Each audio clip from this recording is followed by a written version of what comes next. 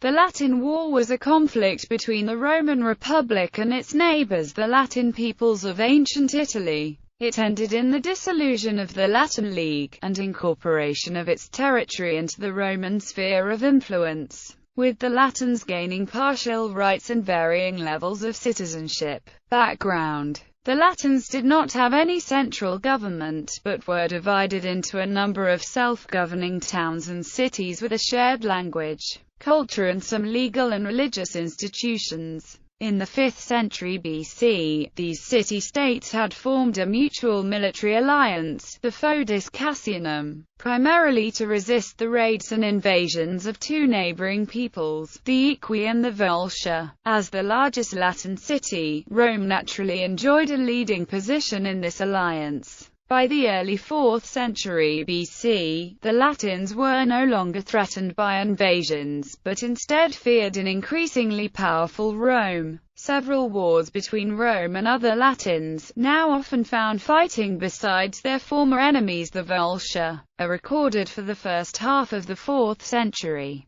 In the end, the Latins and the Volscia could not prevent Rome from establishing control over the Ager Pomptinus and in 381 annexing the Latin town of Tusculum. The threat of Gallic invasion seems to have convinced at least some Latin towns to resume their treaty with Rome in 358. But these did not include Tibur and Praenesta, Rome's chief opponents among the Latins, who only made peace with Rome in 354 after a lengthy war. During the 340s, Roman-Latin relations seem to have worsened again. Livy records that, in 349, when again faced with a Gallic invasion, the Latins refused to supply their share of troops, and in 343 actually planned to attack Rome, but following news of Roman victories against the Samnites instead decided to attack the Paeline. The Samnites were a tribal federation living in the central Apennines. In 354, they had formed a treaty of friendship with Rome, probably fixing the river Liris as the border between their respective spheres of influence. But despite this treaty, in 343 the First Samnite War broke out between Rome and the Samnites over the control of Campania. According to Livy, this war originated in Samnite attacks on a smaller tribe, the Sidicini. Unable to resist, the Sidicini appealed to the Campanians, who were led by the famously wealthy city-state of Capua. But these were also defeated and the Samnites invaded Campania. At this point the Campanians decided to surrender themselves unconditionally into the power of Rome, following which the Romans felt compelled to intervene to protect their new subjects against Samnite attacks. Modern historians are in some dispute whether this surrender really took place or was invented to absolve Rome of treaty breaking, but generally agree that Rome formed some kind of alliance with Capua. The First Samnite War ended in 341 with a negotiated peace and renewal of the former treaty between Rome and the Samnites. Rome retained her Campanian alliance, but accepted that the Sidicini belonged to the Samnite sphere. According to Livy, once peace with Rome had been concluded, the Samnites attacked the Sidicini with the same forces they had deployed against Rome. Facing defeat, the Sidicini tried to surrender themselves to Rome, but their surrender was rejected by the Senate as coming far too late. The Sidicini then turned to the Latins who had already taken up arms on their own account. The Campani joined the war as well, and led by the Latins, a large army of these allied peoples invaded Samnium. Most of the damage they dealt there to the Samnites was done by raiding rather than fighting, and although the Latins got the better in their various encounters with the Samnites, they were happy to retire from enemy territory and fight no further. The Samnites sent envoys to Rome to complain and demand that if the Latins and Campani really were subject peoples of Rome, Rome should use her authority over them to prevent further attacks on Samnite territory. The Roman Senate gave an ambiguous reply, being both unwilling to acknowledge that they could no longer control the Latins and afraid of alienating him further by ordering them to stop their attacks on the Samnites. The company had surrendered to Rome and must obey her will. However, there was nothing in Rome's treaty with the Latins preventing them from going to war against whomever they wanted. The result of this reply was to completely turn the company against Rome and encourage the Latins to take action. In the guise of preparing a Samnite War, the Latins plotted in secret with the company for war against Rome. However, news of their plans got out, and at Rome, the sitting consuls for 341 were ordered to leave office before the expiry of their term, so that the new consuls could enter office early in preparation for the major war that was brewing. The consuls elected for 340 were Titus Manlius Torquatus, for the third time, and Publius Decius Mus. The annually elected consuls were the chief magistrates of the Roman Republic, and responsible for commanding Rome's armies in times of war. Modern historians have not put much credence in these events supposed to have taken place following the end of the First Samnite War, believing them to be largely invented.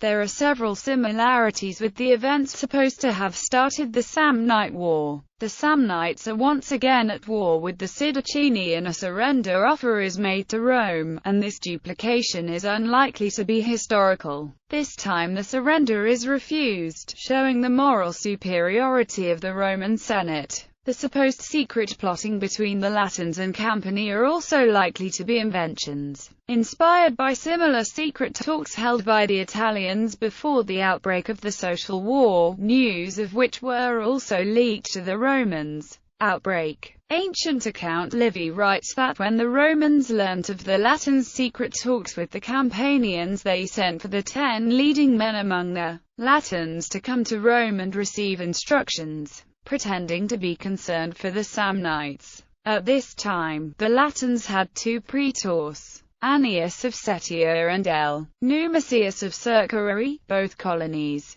Through their efforts, the colonies of Signia and Bellatrix and also the Volscia were convinced to take up arms against Rome, as there could be no doubt what the real reasons for summoning these men to Rome were. The Latins held a council meeting to decide what their leaders should reply to the questions they expected the Romans to ask. At the meeting, Annius complained that Rome was treating the Latins as subjects rather than allies and proposed that the Latins should demand that henceforth one consul and half the Senate should be elected from among the Latins, and so give Latins and Romans an equal share in the government. This measure was adopted and Annius was appointed spokesman for the Latins. The Roman Senate received the Latin delegation in an audience in the Temple of Jupiter Optimus Maximus on the Capitoline Hill, where they advised the Latins not to make war on the Samnites with whom the Romans had a treaty. In a speech to the Senate, Annius presented the demands of the Latins, to which he received a furious reply from the consul, Manlius Torquatus. Livy writes that, according to tradition, while the senators were invoking the gods as guardians of their treaties with the Latins, Annius was heard dismissing the divine power of the Roman Jupiter. However, when storming out of the temple, Annius slipped on the stairs and was knocked unconscious in the fall, or according to some, killed. When Torquatus saw Annius lying there, he vowed to strike down the armies of the Latins just as the gods had struck the Latin envoy. This speech was wildly jeered by the people of Rome and war was declared. Modern historians consider Livy's account of the outbreak of the Latin War unhistorical fiction, filled with invented speeches written, as was common practice among ancient historians, so as to present the arguments of both sides. There is a general resemblance between the rhetoric of the speeches Livy has written for L. Annius and the complaints and demands made by Rome's Italian allies in the years before the Social War. Several of the writers Livy is known to have used for Roman history during the 4th century lived through the Social War, and it would have been natural for them to see parallels between the Latin War and contemporary events. Like the Roman Senate rejected an embassy from the Italian insurgents in 90 BC, so the Latin embassy of 340 BC is also rejected. Later, in his account of the Second Punic War, Livy mentions that some of his sources claimed that the Capuans, after the Battle of Cannae, had similarly sent an embassy and demanded to receive an equal share in the government of the Roman Republic. He, however, rejected this as a duplication of the demands made by the Latins at the outbreak of the Latin War. Modern historians do not believe that the Latins made any demand for a consul and half the Senate in 340. It is possible that Capua really did so in 216, but most likely Livy was correct to consider this a duplicate of accounts of the Latin War. Instead, they have proposed that historically these were political demands made by the Italians at the outbreak of the social war. However, no ancient attestations of such demands exist today. By the early 1st century BC, Rome had risen to become the dominant power in the Mediterranean and Roman citizenship was a highly desired favor. However, such sentiments are considered anachronistic for the 4th century.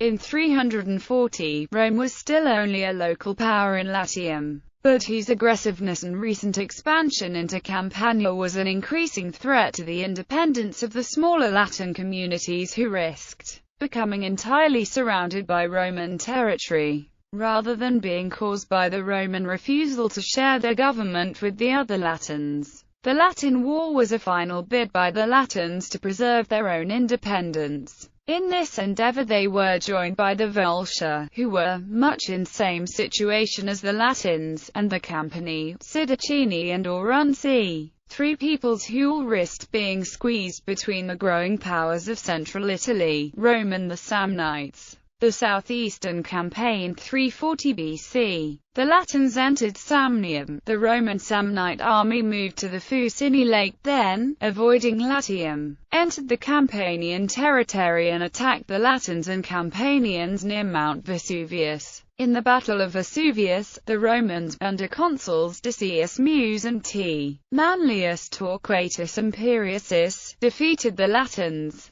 According to Roman sources, Manlius reinstated army discipline by executing his son for his unintentional disobedience, while Decius sacrificed his own life to the gods for the Roman victory. Roman subjugation of the Latins and the Volsci 339–338 BC. 1 year later, Manlius defeated the Latins at the Battle of Tryphonum. The Latins were finally defeated in 338 BC at the Battle of Antium on the river Astura, where Gaius Manius commanded the Roman naval forces which defeated the combined Latin armies of Antium, Lanuvium, Aricia, and Velytra. Political aftermath. The Latins, forced to leave Campania, moved to Latium, where they put up a long yet unsuccessful resistance against the Roman forces. The defeated Latin peoples were obliged to recognize Roman preeminence. Some of the Latin towns were Romanized, others became partially Roman, adopting Roman magistratures, while some others became Roman colonies. Note on dates. Carad AB. The Romans customarily dated events by noting which consuls held office that year. The Latin War broke out in the year in which Titus Manlius Imperius Torquatus and Publius Decius Mus were consuls, and ended when Lucius Furius Camillus and Gaius Manius were consuls. When converted to the Western calendar using the traditional Varronian chronology, these years become 340 and 338 BC. However, modern historians have shown that the Varronian chronology dates the Latin War 4 years too early due to inclusion of unhistorical dictator years.